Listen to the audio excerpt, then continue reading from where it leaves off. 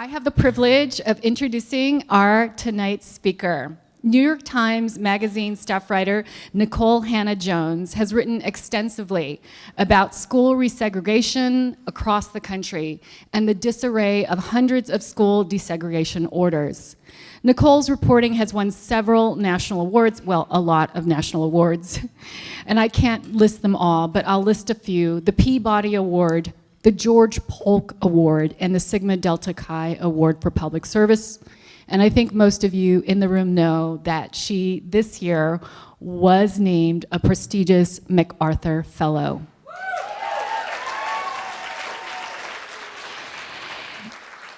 And I know how important it is when you're writing a book or finishing the book or trying to sell the book to mention the book, so I'm going to do that for Nikole. And she is currently writing a book on school segregation titled The Problem We All Live With. It should be published in 2019. Without further ado, Nikole Hannah-Jones.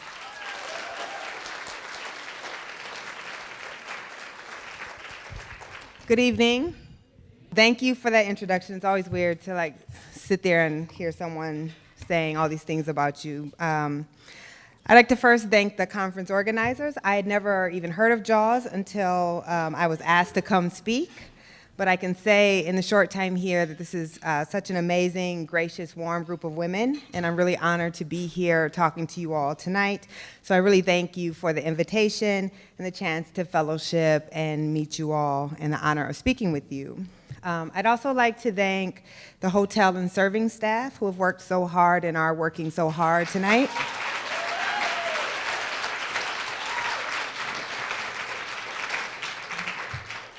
We know that a lot of invisible hands make these things possible, and my grandmother was one of those invisible hands, so I always think we should acknowledge.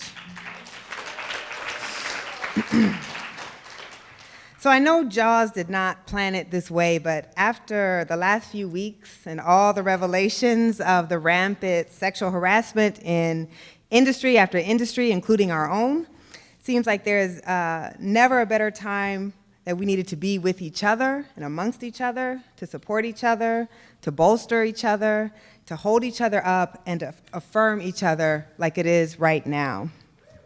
So nothing gives me more pleasure than to be standing here tonight in this room full of kick-ass women journalists and enjoying the pleasure of your company.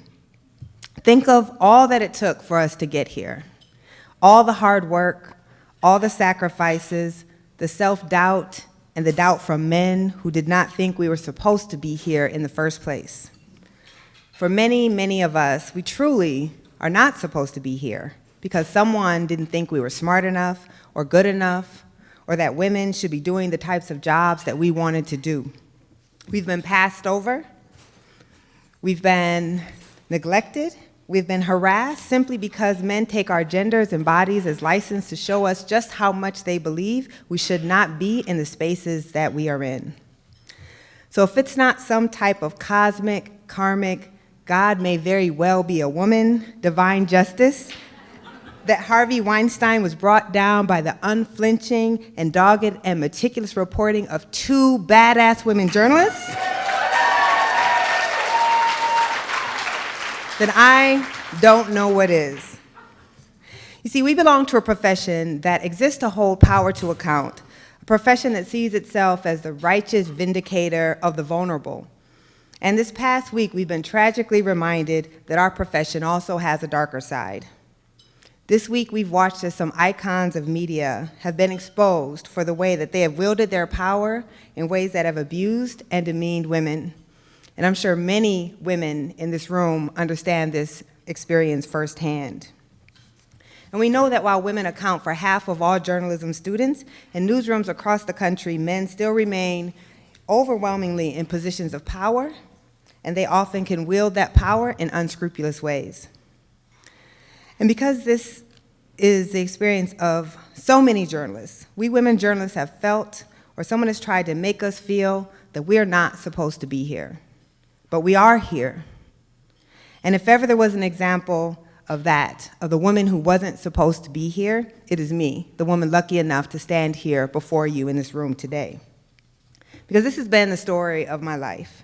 Teachers, guidance counselors, college professors, employers have through the years underestimated me and my worth and what I could do in this profession. They didn't think I was supposed to be here, and I've always used that as motivation. But in truth, in many ways, I'm not supposed to be here.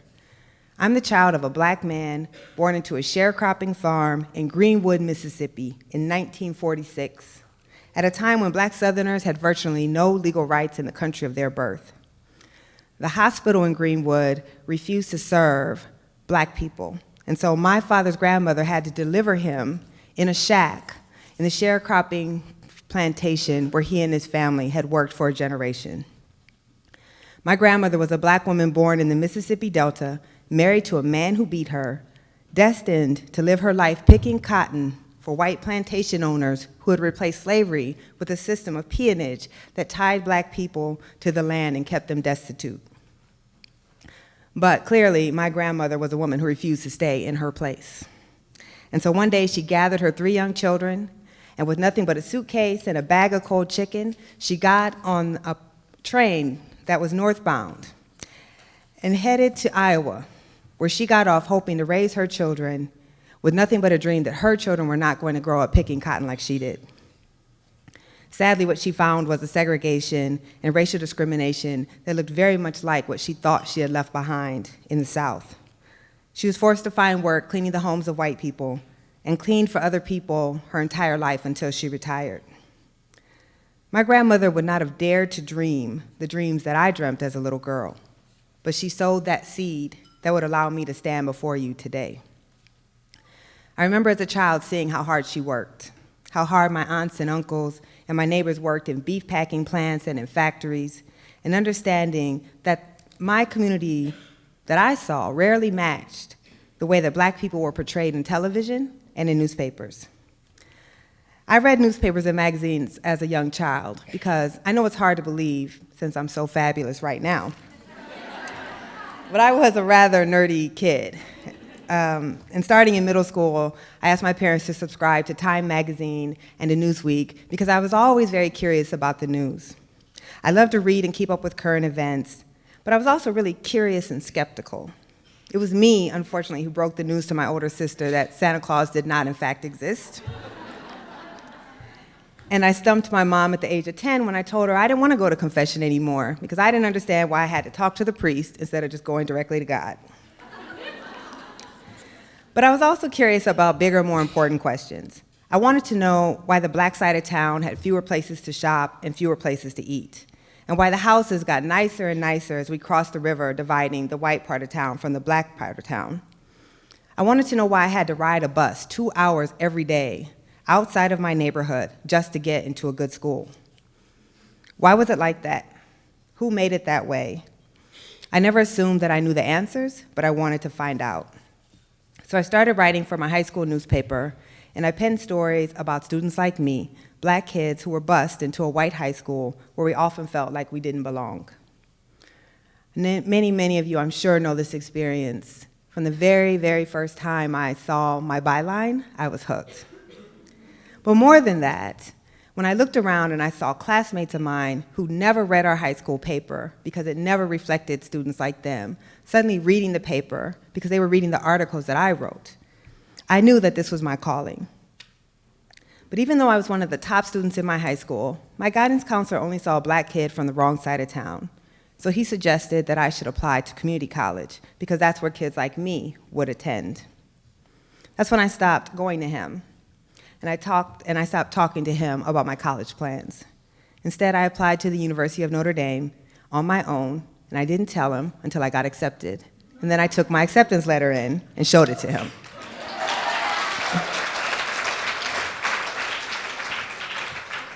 It didn't take long, though, before Notre Dame also showed me that I wasn't supposed to be there either. It was at Notre Dame that I was called a nigger for the first time. Even now, when I think about that night, it takes my breath away. But once again, I used other people's perceptions of me as my motivation. I studied hard, and I graduated, more determined than ever to work on issues of racial justice for kids like me. Notre Dame didn't have a journalism program at the time, so I majored in history and African American studies. It was great for my own personal edification, not so great when I was trying to find a job. I could write really long papers, and I knew a lot of random historical facts, but somehow employers didn't find those to be very marketable skills. So I got a job working in college admissions for a small college, and I earned so little that I had to take a second job as a sandwich artist at Subway.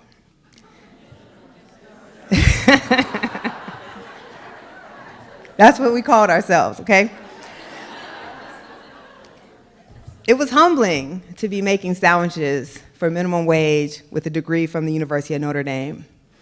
But I've always been really thankful for that experience, and I hold it with me always, because I've never forgotten the way that some customers treated me and talked to me because they assumed they knew everything about my worth by the job that I had.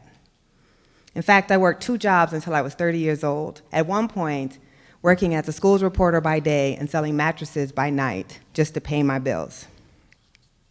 That feeling is something that I've always held close, and it's been invaluable to me as a journalist, because there's no person that I can't talk to, and I don't give any more esteem to the CEO of a company than to the janitor who has to clean the buildings at night. Because when I look at that janitor, I see my own grandmother, and I see myself. After working for a few years, I decided to apply to school for journalism. I applied to the University of Georgia, but I didn't get in. They clearly didn't think I was supposed to be there either. And that rejection, like every rejection in life, hurt. Luckily, I did get into the University of North Carolina at Chapel Hill, and then last year I was awarded the Peabody Award, the highest honor in broadcast journalism. Now, as many of you may know, the Peabody is administered by the University of Georgia.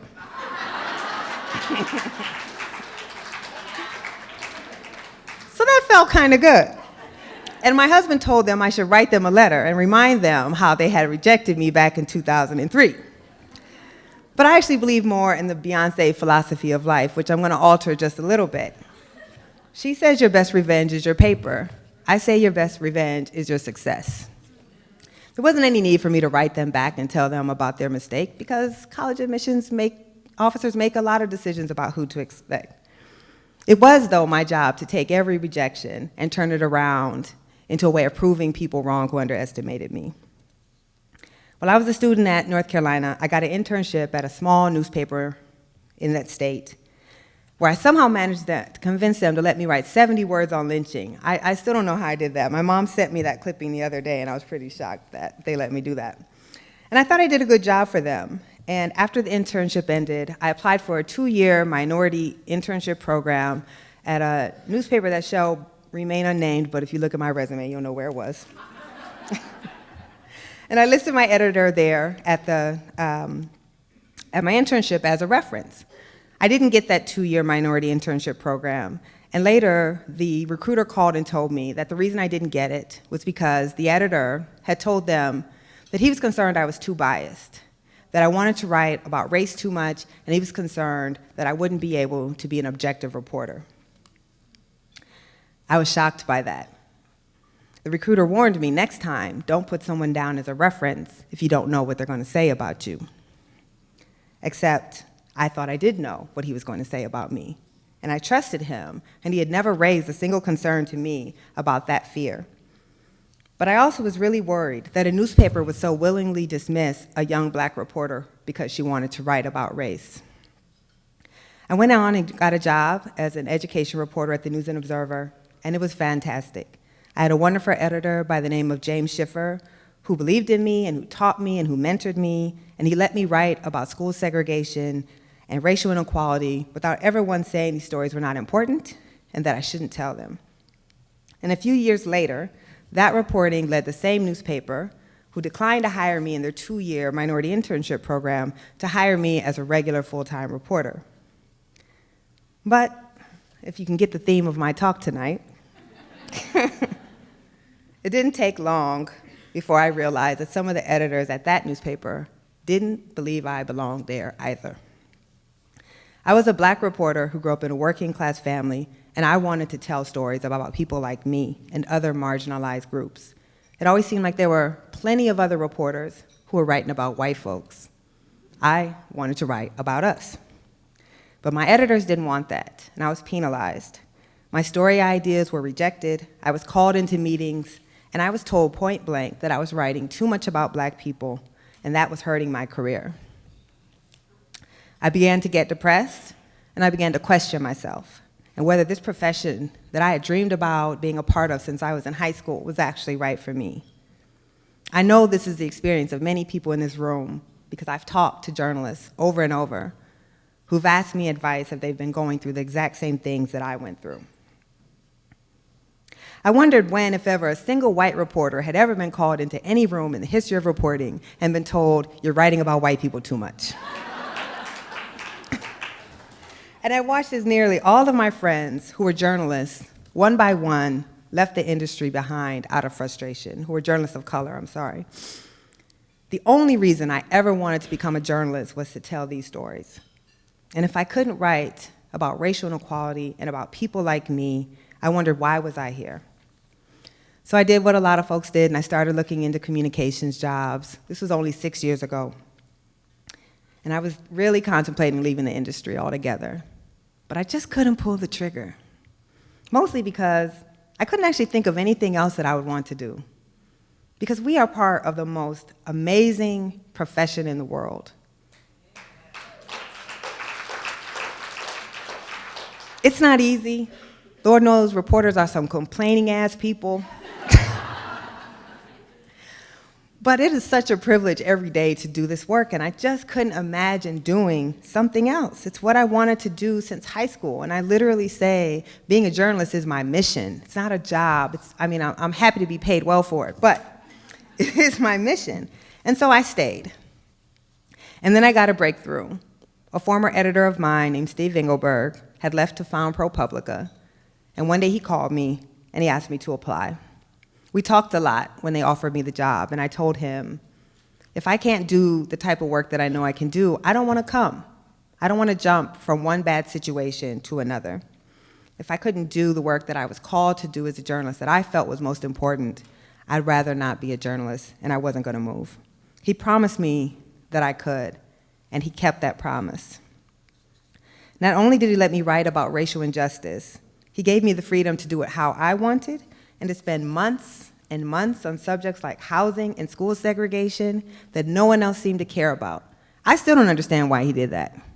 That wasn't a good bet. But it paid off. And suddenly, when I got the freedom, and we all know this, right? As managers and editors, we should know if you allow journalists to do the work they're passionate about, it is amazing the quality and caliber of work that they can produce.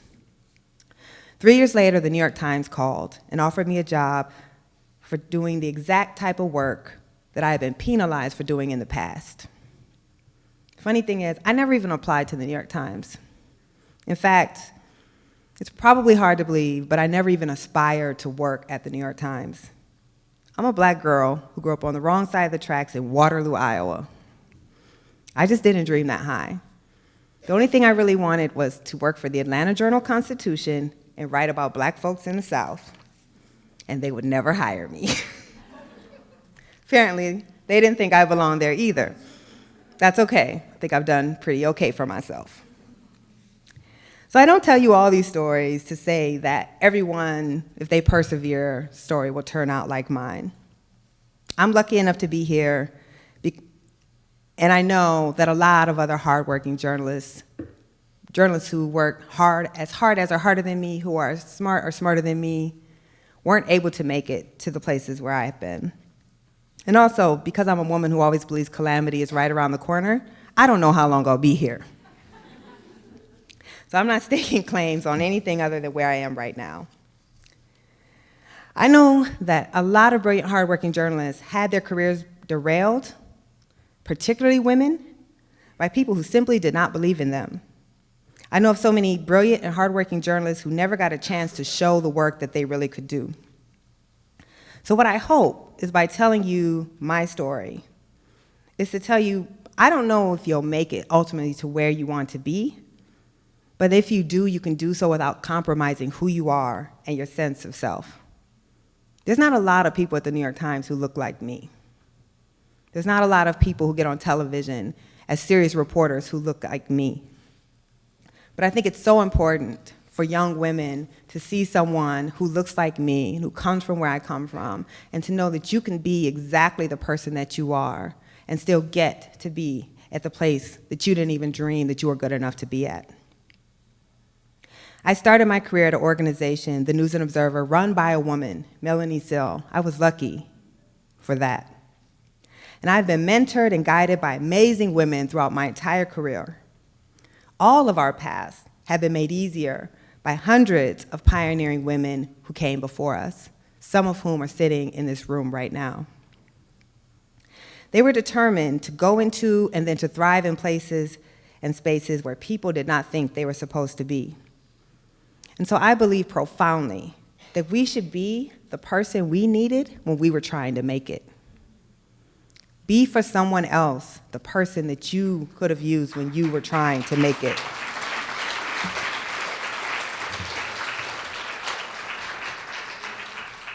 No one's looking out for us but us. We must stand up for each other. We must advocate for each other, promote each other, and build each other up. White women, it's not enough to have solidarity because you're a woman. Some of the editors who have disappointed me the most, who if I had to fight against the hardest, were not white men, but were white women. So I implore you, you must acknowledge the particular struggles of your Black and brown sisters and use whatever power you have to support and advocate for us as well. It's one of the reasons why I helped to found the Ida B. Wells Society for Investigative Reporting last year.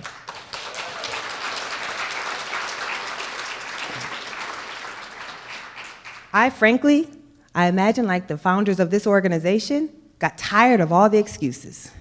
I got tired of hearing why we can't find investigative reporters of color to do this most important work. I got tired of hearing, oh, we'd love to, but they're just not there. It's bullshit, and we know that it's bullshit. And so I stopped waiting for other people to do something about it and decided to do something about it myself. And if there was ever a kick-ass woman journalist, it was Ida B. Wells.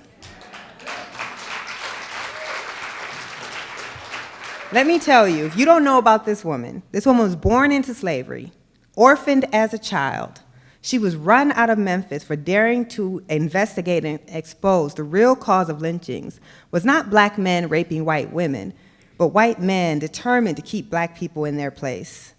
This was a woman who turned down all of her suitors until she found a husband who was as feminist as she was. A woman who refused to be put in the back of the line by white suffragists who were willing to segregate marches for women's rights in order to try to gain rights for themselves. Instead, she elbowed her way to the front of the line and dared those white women to tell her to get to the back. This was a woman who hyphenated her last name long before it was in vogue, who postponed her wedding several times because she had work to do, and who took her newborn baby out on the trail with her because there was reporting to be done. She lived her whole life in spaces where people did not think she belonged, and she did not give a single damn what people thought about that. So I always remind myself, whatever I think is hard, it wasn't hard. Whatever I might be going through, I didn't have to go through that. And if she could do it, we know that we can do it. We stand on her shoulders. We stand on the shoulders of all those women who came before us. And if there's anything that has reminded us of how far we still have to go, it's been this last week. But it's also good to remember that we've always fought and will continue to fight, and we will continue to win. And so, ladies, I'm again honored to be with you here tonight. I hope my words may have provided a little bit of inspiration to go forth and keep doing the work that we must do. And before I go, I'd like each of you to turn to a kick-ass woman next to you and tell her, we're not supposed to be here. Do it now.